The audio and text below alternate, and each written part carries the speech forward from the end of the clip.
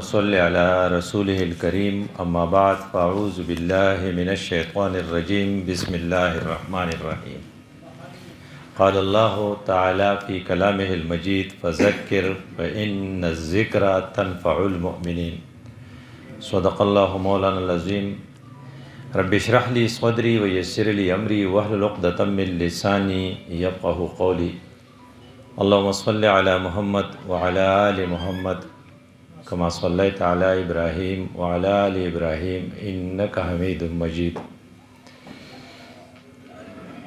زما د پاره خدا ډیره د خوشحالۍ خبره ده چې تاسو غونډې خلکو سره زما سامنا به حیثیت مدرس کېږي زه د الله ډیر زیات شکر ادا کوم ستاسو هم ډیر شکر یم شکرګزار یم والله غالب على امره ولكن اکثر الناس لا يعلمون خدای په خپلو کارونو کې ډیر زورور دی نو زه د الله هم شکر ادا کوم چې ستاسو په اړه کې دا واچوله چې ده ته به ووایو اصل کې یو ځای سره سړي یو اټیچمنټي عقیدتي دلته زمونږ ضمیر ماسټر صاحب شهید زمونږ یو ښه استاد و او مونږ چې په ډډه وړو نو هغه ته ډډه نه دوا خیږي او بل حضرت کمال صاحب چې هغه زمونږ ډېر تربیت کړی او ځان یې کړولی او زما دا ملګري هم د هغه استادان دي مونږ چې کوم راغلي یو دلته بیا عبدالرحمن سرجن صاحب زمونږ سره پاتې شوی او دا درې واړه د کابل د دې ته ویلی شي د چوک سره یې تعلق دی ډېر قریبي نو هسې ستاسو د چهرو ته مونږ د عقیدت په نګاه باندې کتل د مؤمن یو نښه دا وه اذا رؤو ذکر الله چې ته ورته وګورې تا ته خدای را یاد شي او د جماعت په ملګرو په چهرو کې دا اثر زینم زه د خدای شکر ادا کړم هر خبره چې هغه زما ستا لپاره ډېره فایدهمنه یا به یو بل ته ور یادو ځکه چې قرآن کې مونږ دوی فذکر خلقو ته ور یاد کا دا حکم دی ولې فإن الذکر تنفع المؤمنین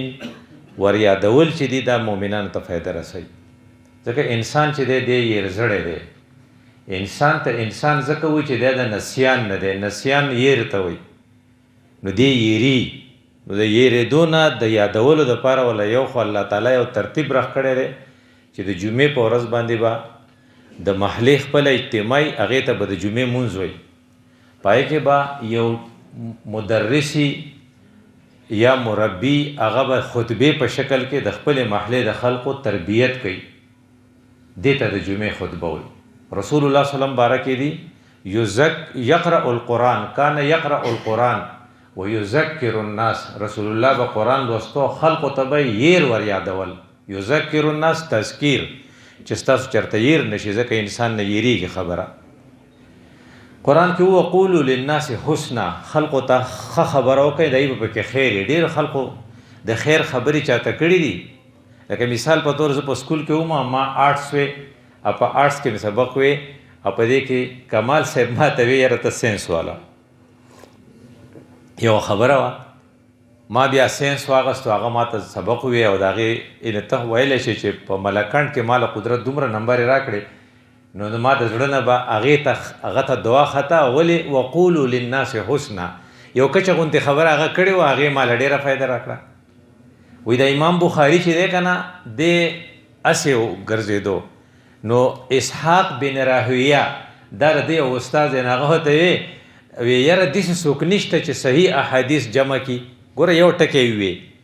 نو د امام بخاري په ذهن کې راغله چې یاره دا کار خو زه کولی شم نو بخاري کتاب یې ولیکو دا بخاري د قرآن نه وروسته دویم نمبر غټ کتاب دی دا یې ولې ولیکو ځکه چې یو سړي ورته وقولو للناس حسنا یو سمه خبره کړې وه زموږ یو ملګری و نو هغه ډېر پریشانه و نو بیا ما په پنډۍ کې په اسلام آباد کې ولید نو ډېر خوشحاله و نو یو لوی دفتر یې و هغه دفتر یې دومره ښکلی و چې ما ویل لکه دا شادي حال دی وی نه دا زما افس دی په یې کې ډېر شی عمله ناسته وه نو ما ورته ویم دا تا څنګه کړي دي نو ما ته یوه خبره کړې وه په هغې مې عمل کړی ګوره قولو للناس حسنا سړی ځان نه خبر نه چې دا زه څه خبره کوم وی تا زما د وروڼو سره جنګ و په جایداد ډېرې پریشانۍ اظهار مې تا ته وکړو تا ما ته وی چې مولانا مودودي لیکلي دي چې کله یو څوک ستا جاړه ستا لمن ونیسي که نه तो अपनी दामन का वो हिस्सा काट कर जाड़ी के हवाले कर दो, ले मैं आगे जा रहा हूँ. نو تا وته ستا دی رونو ستا لمن نیولې دندا ته پرې کا اورې کولا او ته چې مې هغه جار هو قچل مې وکړو پاکلی کې مې وته غزا پرې خودو او زرا لمن خدای را په اسلام آباد کې دا ورځ راکړه. ته تو یقولو للناس حسنا چې ته سړی ته خبره کې او سړی مسلسل سیګریټس کی اته ورته چې لکه مسکا ستاره مسکا خو دوه ټکی دي کنه خو هغه ته ډیره زیاته فائدہ ورکړه. نو یو بل ته باور یادو او ور یادول په موقع پکار یو مولوی صاحب تقریر کاو د اختر په ورځ د روزي صفته کاو نه بل وته راځه زمونږ مولوی صاحب په اختر کې د روزي خبرې کوي. نو په اختر کې به د روزي خبرې نه کو په روزي چې راغلي نه نو د روزي خبرې وکړو دې ته موقع وي او دا د رسول الله سنتو. تبلیغیان بعضی الفاظ ډیر خواږه وي ناغه وي د پیغمبر په طریقو کې کامیابی ده. مې پیغمبر طریقه سوا د شعبان په اخر کې دا د شعبان نن څه تاریخ ته 22 دی کنه نو 23 به تقریبا د شعبان یې سیورت مخکې مونږه نو 23 شعبان دی نو کان خطبنا رسول الله صلی الله علیه وسلم فی آخر یوم من شعبان. رسول الله د شعبان په اخري ورځ کې مونږ ته خطبه را کړې و. نو ګوره د شعبان په اخري خطبه کې د بنیر ډاکټر صاحب د کابل ملګرو ته خطبه ورکړي.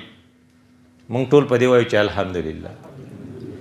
او هغه دا چې د صفه په ټاپک باندې ورکوي چیرې د رمضان کې اهمیت سره اور ہمارے کرنے کے کام کیا ہے. نو رسول الله صلی الله علیه وسلم خپل صحابو ته سوئی قد ازولکم شهر عظیم شهر مبارک شهر فيه ليله القدر خیر من الف شهر. د دې دا مطلب دی چې ډیر شي نمونه دي او د کم شي چې ډیر نمونه یغه اهمي لکه په کائنات کې د ټولو نه قیمتي ذات چې دی الله ذات دی. نو څو نمونه دي؟ نه ویدی کنه.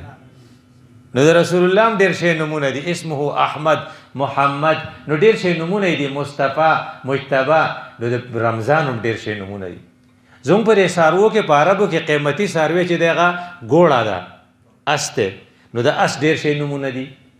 نو د رمضان ډیر شي نمونه دي. نو دې نه پته لګي چې دا قیمتي ده او کم شي چې قیمتي هغه له پریپریشن کې په قطر کې پوخا فوټبال میچو نو ورلد کپ په کې د قطر حکومت د کلونو ناغې له تیاری کوله. اوس په پاکستان کې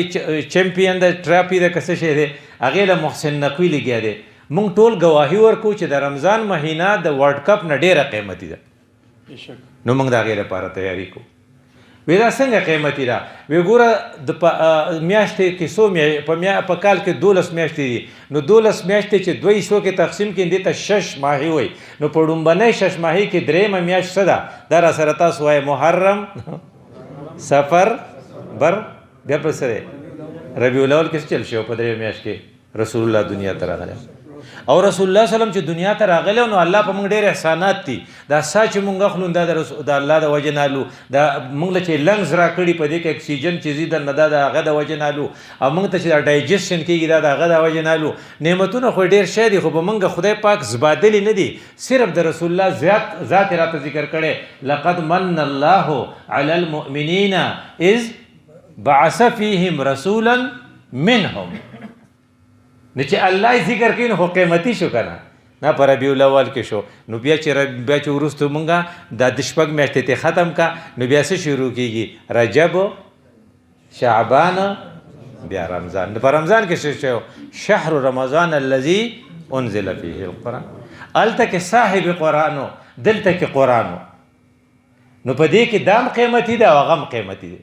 دا د دې لپاره یو دلیل دی غټ.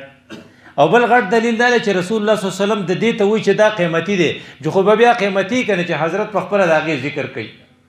وی دا خلق چې دی کنه دی باره کې تا ته لکه ایکسپلین کړی دا چې د رمضان دا قیمت دومره زیات دی چې کو یو سړی ته پته ولګي.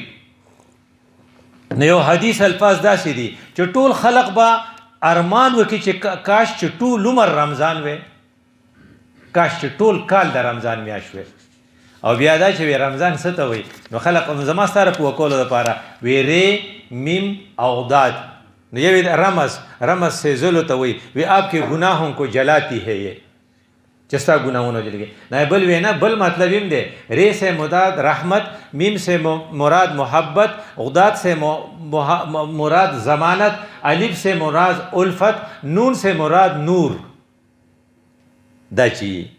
او دا وی ولې رااله وی دا داسې چل دا جنګ د پخوانه شروع شوی دا کله نه شروع شوی وی چې ستا نیکۍ پیدا کو که نه د خاورې نه نو هغه ته یې څه وي فرشتو ته یې څه وي فقعو له دا را سره به تاسو وایي ساجدین